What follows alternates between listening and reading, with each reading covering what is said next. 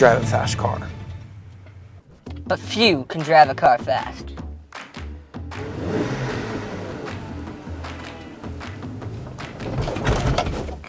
One sec. Let me try this. Let me try this one more time.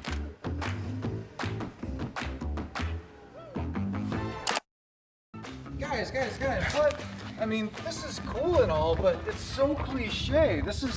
I mean, anyone can drive this is something that you would put on a cool shirt or something. Links down below. If you don't have an amazing beard, you'll be able to see the whole thing. Dude, where's your car going? I don't know. Gotta use the parking brake, man. Jeez, maybe if I just put it in gear, it wouldn't have happened. Dang. Okay, all jokes aside, what we're looking at here is how to prepare for your first track event. John is 15 and a half, Almost. 15 and 9/16. I don't know how old. He's almost 16, so he's gonna be doing his first driving event that's actually a competition event. We're gonna be doing autocross. You could be doing SCCA racing, NASA racing, Pro Auto Sports. It depends on where you are. You could probably even do a drift event. For us, we're gonna start simple, and we're gonna start with autocross racing.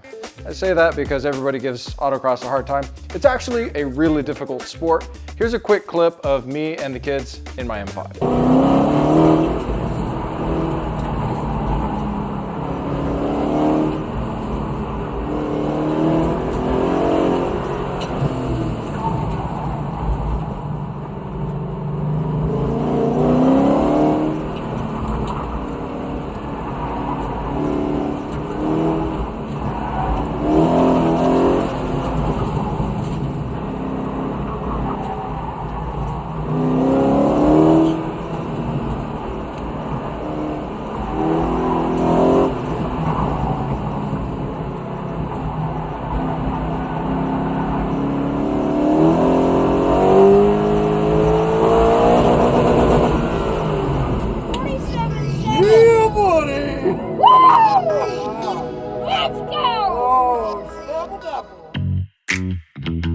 So to start, every event that you could possibly do is going to have some sort of tech section where you bring the car, somebody looks at it, makes sure that it's somewhat safe for the event. I prefer to do this at home in the comfort of my own space. You can do it on a lift like I have, on jacks and jack stands, or use a curb and ramps and try to crawl around underneath. Either way, you really should be looking at your car to make sure it's safe. And one of the first things that I like to do is grab a paper towel, and I like to check the oil.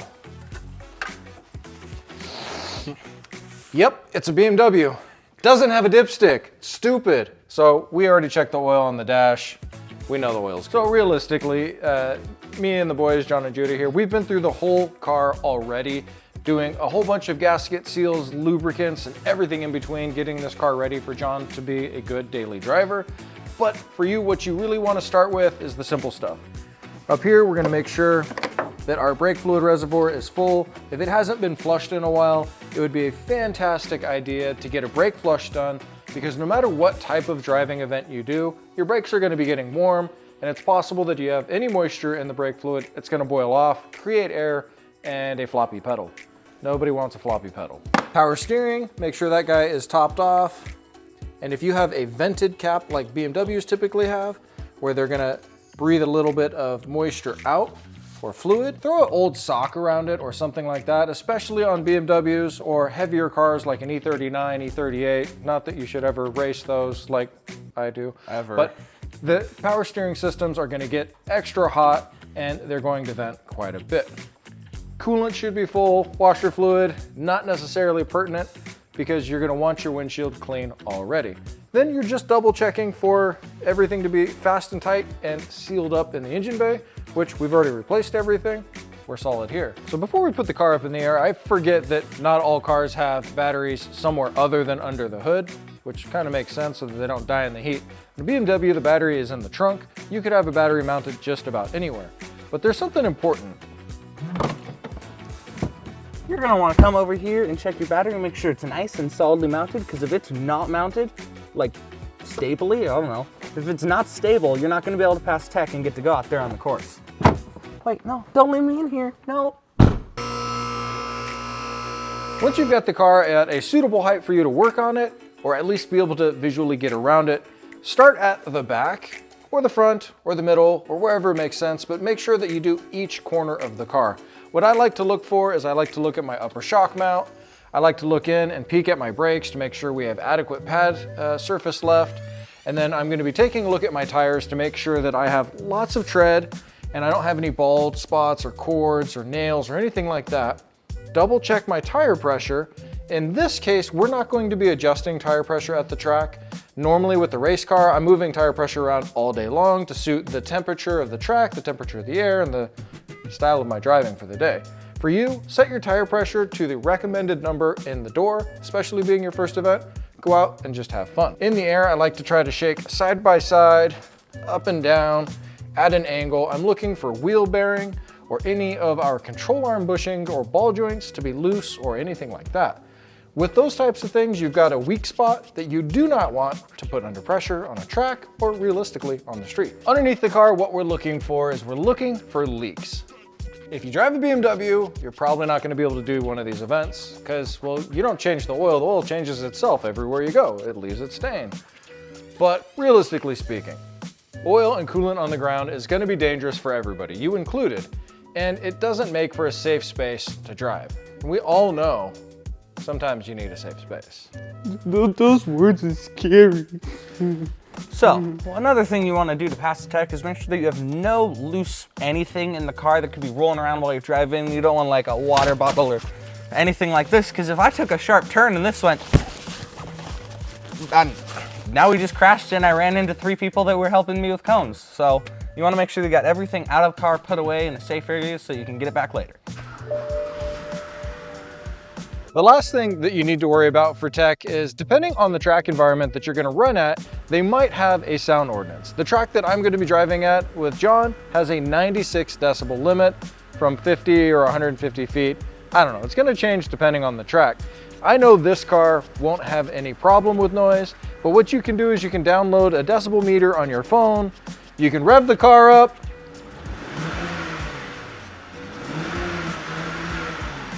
and you can see that your car is going to be good, or maybe it might not be close enough and you have to add an extra muffler or something like I did on my M5. That car used to run about 115 decibels, now I run 95, just under the limit. So what should you bring with you to the event now that your car is ready to go? One of our favorite things is to bring a big old canopy to get away from the sun here in Phoenix. If you're gonna bring something like this, you're gonna wanna have some sandbags, some weights, some ties, whatever you can do from keeping this from turning into a projectile if any awkward gust of wind come through and blows it out onto the track or somebody else's really expensive car. Definitely not something you want to deal with. But while you're under your canopy, you're going to want some sort of folding chair or something to relax and kick back in, and something to drink and enjoy the scenery. Just not alcohol. Just not alcohol, clearly. If you were to run into any issues with your car, especially if you're like us and driving a BMW, you want to bring its favorite flavor of fluids, like some liquid moly and some G48 antifreeze, which we'll go through plenty, I'm sure. If it's not drinking fluids and it's leaking something else like bolts and nuts on the ground, a nice universal tool kit, something that you can just throw in the back and bring with you, is super helpful. I also like to bring a torque wrench because I want to double check as my wheels are heating and cooling and expanding at a continuous rate that my torque stays stable, just in case when we put them on the last time, we didn't hit them. Hey, so. hey. He put them, half of them on, so. A flashlight is a good idea, just in case you're crawling around underneath in the dark. It's almost always going to be sunny and 75 here in Phoenix, or 750,000 degrees. So a hat and some sunscreen, a definite must. And don't forget your favorite camera so that you can suction cup it to the side and watch it fall off and blow to a million pieces. Just in case you want to adjust your tire pressure, the cheapest way that you could go is a hand pump. It's gonna really suck, but you could put air in a tire this way. I have an electric pump. This was just a great visual aid. And depending on the organization that you're driving with, you're gonna have to have a currently approved helmet, or you'll be able to borrow or rent a helmet from the event sponsor. We bring our own helmets because our heads stink and we don't need to share that with anybody else. So while our list isn't exhaustive of the different gear and things that you want to bring with you to the track, it's a great start to get you out safely and driving. We're gonna try something a little bit different here. We're inside of J Wolf Tech TV Studios. That's my son's YouTube channel where he films about Davinci editing, he films about RC cars and videography. Go ahead and take a look at his channel, give him a like, subscribe, hit up some of his videos and comment if you're trying to make videos yourself. If not, just help my little brother out. It's actually my son. Help a brother out and shoot him a like. I mean, I guess he is pretty little, but That's not very Help my little dude out. little man. Let's start with the day before. How do you want to get prepared for this event? Well, day before, you're gonna wake up. It's gonna be an amazing Friday. You're gonna tell yourself, I'm going to work. I'm gonna go to the event tomorrow. And you start drinking water. Make sure to drink lots of water. It's gonna be hot. We are in Phoenix. It's gonna be like 80 in the middle of March. It's stupid. Drink lots of water. You could put some salt in there for your electrolytes. Make sure that you retain that water. Keep drinking all throughout, even the event day. Day of, you're gonna wake up at 3 a.m. and it's gonna be absolutely terrible. You're gonna say, why am I doing this? This is a like complete waste of time. It'll be worth it. It'll be worth it. I could sleep another 8 hours and then you're gonna get there. It's gonna be amazing. So go to bed early, 8:30, 9, depending on when you have to wake up. If you have to wake up at 3 to be there at 6, since you got a long drive, plan accordingly.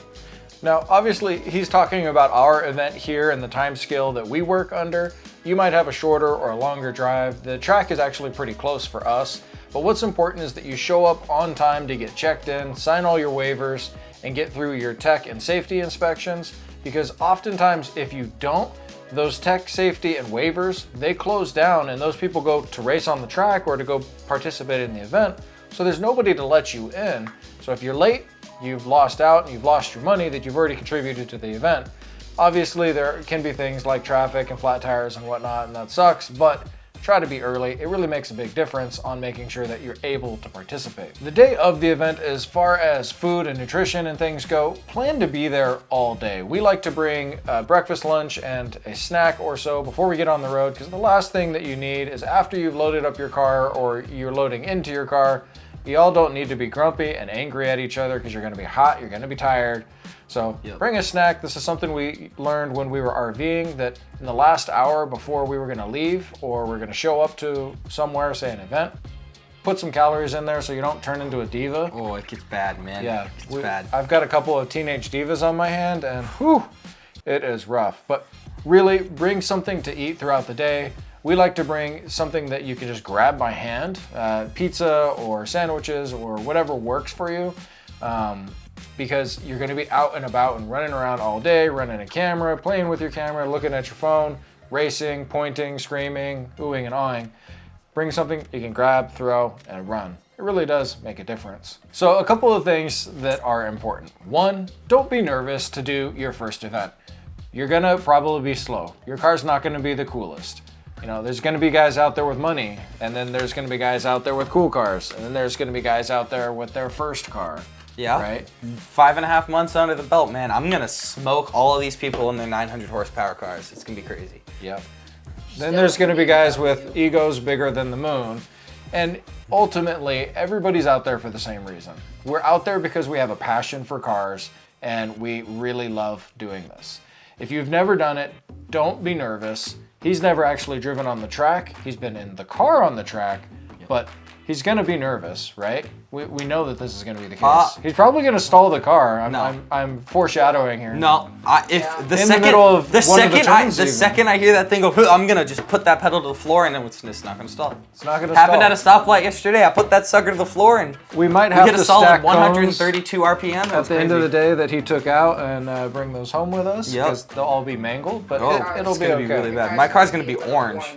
It's gonna be so bad. It's gonna look like this Porsche. It's gonna be crazy. Realistically, okay. Back on topic. The point is, it's okay to be nervous, but go to have fun, go to participate, go to fellowship with a bunch of other car nuts, boys, girls, men, women, everything in between. Bring your kids if it's allowed at the event. I've been bringing my boys for a little while now.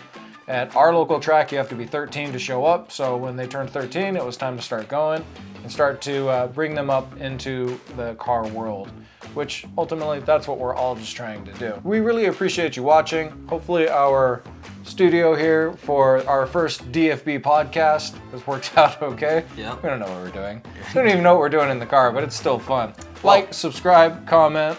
I mean, you know what you're doing in the car. Well, yeah. I don't know what I'm doing in the We're car. racing F1 anyways. Yeah, it's F1 autocross. You can finish the entire track before I'm even gonna get off the line. Like, it's gonna be crazy.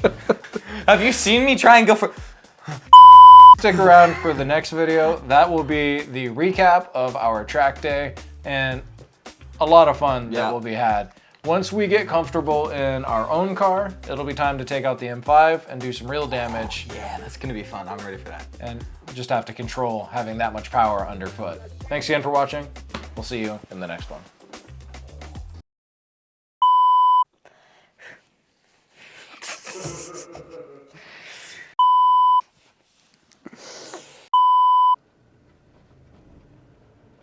It didn't stall!